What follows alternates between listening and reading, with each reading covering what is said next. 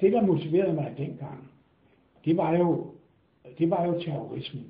Okay. Det var jo det, at der var islamiske terrorister, som brugte dele af Koranen som deres åndelige sprængstof.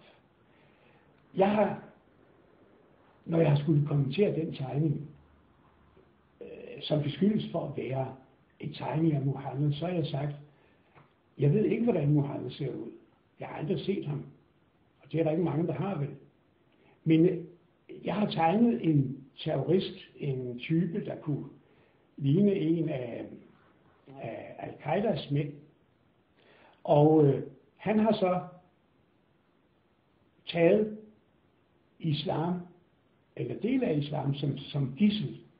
Ikke sandt? I den forstand, at han har taget nogle områder ud, og dem bruger han så, sådan som det passer ham. I det her tilfælde til at sprænge folk i luften forskellige steder i verden. Var det profeten Muhammed, du tegnede, eller var det en tilfældig terrorist? Ja, det var ikke. Jeg vil gerne give et udtryk for, at der var nogle mennesker, terrorister, islamister, eller hvad man nu vil kalde dem, som altså åbenbart bruger en del af islam til absolut egen fordel. Altså, jeg mener, det var en tilfældig terrorist. Altså, jeg var... Det, der sådan satte prikken over i det var nok den der begivenhed over i New York den 11. september 2001. Ja. Og det synes jeg, det brændte sig meget stærkt ind i mit sind. Ja.